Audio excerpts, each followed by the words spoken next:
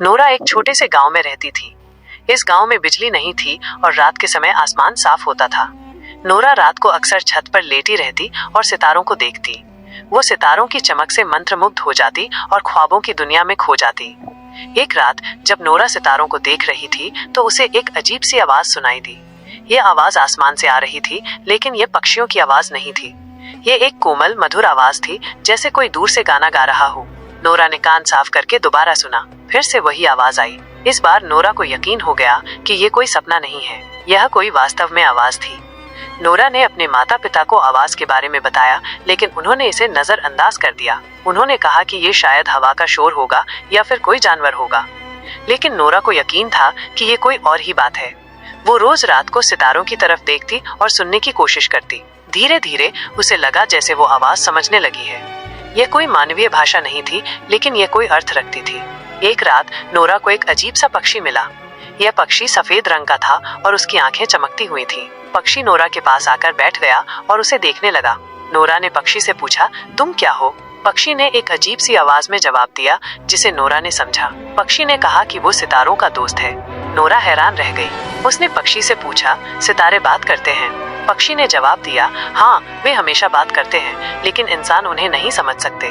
पक्षी ने नोरा को सितारों की भाषा समझने में मदद की। उसने नोरा को बताया कि सितारे धरती पर आते हैं और उन लोगों की मदद करते हैं जो मुश्किल में होते हैं। लेकिन पक्षी के बारे में कुछ ऐसा था जो नोरा को संदिग्ध लगता था। उसकी आंखों में एक अजीब सी चमक थी और वो हमेशा उसे देखता रहता था। एक रात सितारों की आवाज ने नोरा को एक खतरनाक यात्रा पर बुलाया। सितारों ने नोरा को बताया कि गांव पर एक बड़ा खतरा मंडरा रहा है। नोरा को इस खतरे से गांव को बचाना था। नोरा ने पक्षी की मदद से सितारों के निर्देशों पर अमल करना शुरू किया। उसने एक अंधेरे जंगल में यात्रा की, एक गहरी खाई को पार किया और एक प्राचीन गुफा में प्रवेश किया। गुफा के अंदर उसने देखा कि कुछ सितारे धरती पर आ चुके थे, लेकिन ये सितारे वे नहीं थे जिन्हें नोरा ने आसमान पर देखा था। इन सितारों की आंखें लाल थीं और उनके चेहरों पर एक भयानक मुस्कान थी। नोरा को पता चला कि ये सितारे इंसानों के लिए खतरा थे। वे धरती पर आए थे ताकि इंसानों को नुकसान पहुंचाएं। नोरा को एक कठिन निर्णय लेना पड़ा।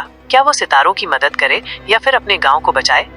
नोरा ने फैसला किया कि वो अपने गांव को बचाएगी। उसने अपनी सारी हिम्मत जुटाई और उन बुरे सितारों के खिलाफ लड़ाई शुरू कर दी।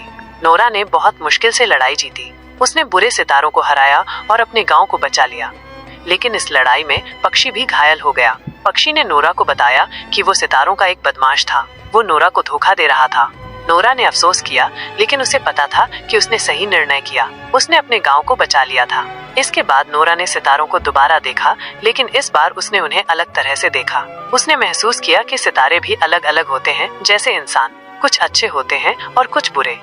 नोरा ने सीखा कि हमेशा बाहरी दिखावे पर भरोसा नहीं करना चाहिए और ये भी सीखा कि अच्छाई की हमेशा जीत होती है।